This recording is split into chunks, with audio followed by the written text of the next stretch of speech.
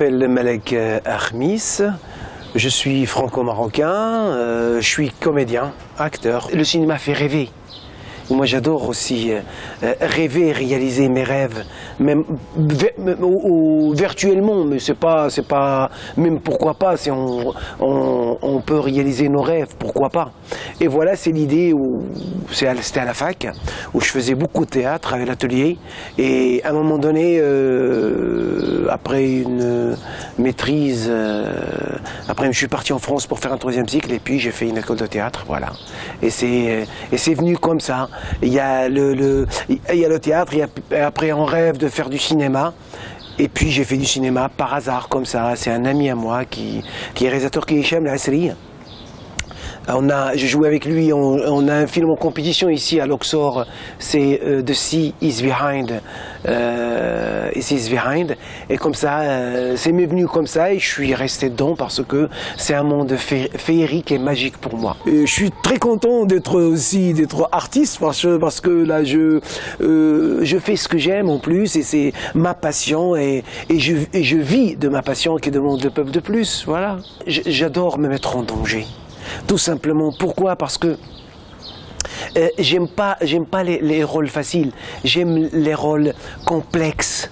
Voilà, et les rôles difficiles parce que ça me permet de creuser, ça me permet d'aller au-delà de mes capacités parce que un rôle, le personnage il est là et la personne aussi et on essaie aussi de nourrir ma personne avec ce personnage, d'être spontané, d'être crédible et d'être soi-même pour que le public aussi croit à ce que j'incarne pas un rôle, moi je dis je vis un rôle.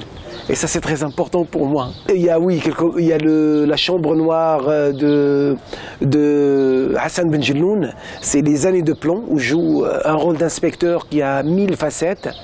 Puis il y a la source des femmes de Radu Mihailiano où je joue le journaliste amoureux qui revient pour récupérer sa dulcinée. Et puis mon dernier film qui est en compétition, c'est The Sea is Behind de Hicham El-Asri, où là je joue Tarek. Tarek, c'est un type qui a perdu toute sa famille et qui danse dans les fêtes. Voilà, dans les fêtes. Au moment où, parce qu'au Maroc, il y a une tradition. Quand il y a une fête, il y a la mariée qui sort ses cadeaux et la mariée met ses cadeaux sur un carrosse tiré par un cheval. Il y a un orchestre qui suit ce carrosse dans la rue. Et dans les années 80, il n'y avait pas la femme qui dansait. Il y avait un homme qui se déguisait en femme pour danser devant tout le monde.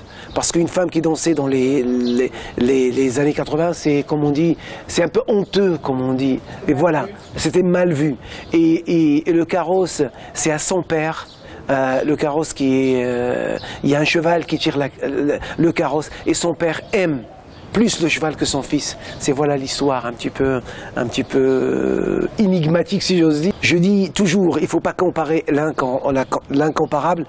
Les pays émergents et les pays industrialisés que l'Europe, ils ont déjà une industrie cinématographique parce que ça fait longtemps qu'ils sont dans le secteur.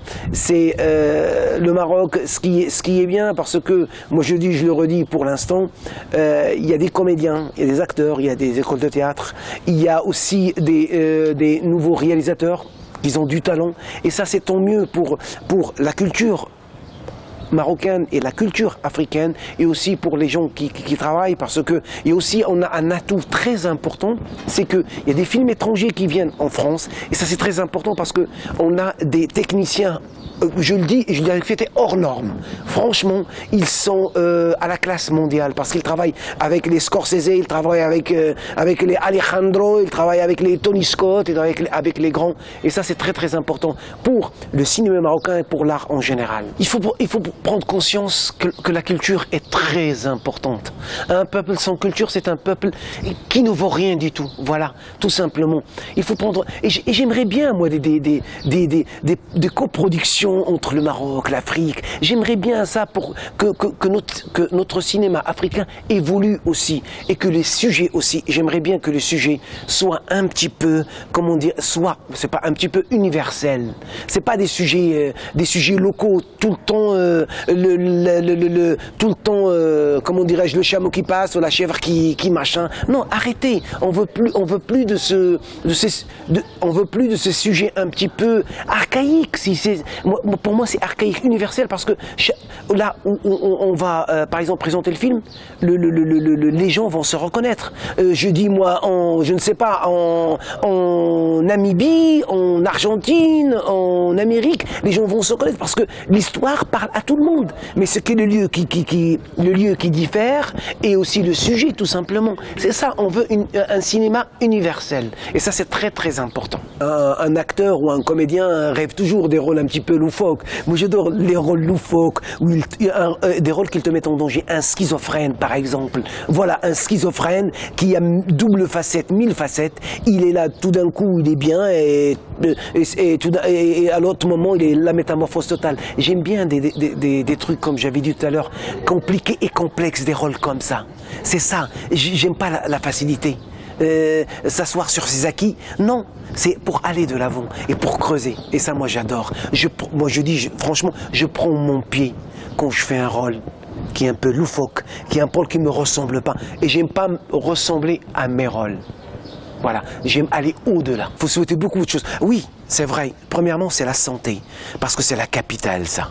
Et la santé te permettre de faire des choses. Et il faut croire à ses rêves. Et quand on croit à ses rêves, on les réalise. Et mon rêve, c'est de jouer beaucoup de rôles complexes et compliqués et de se faire connaître sur la scène internationale. Et comme je dis toujours, j'ai toujours rêvé de monter les marches de Cannes et mon rêve s'est réalisé avec La Source de Femme grâce à Radomir Elianou. Allez voir des films et surtout les films africains pour encourager le cinéma africain parce que le cinéma africain est sur la bonne voie. Vive l'Afrique et vive le cinéma et vive l'art en général.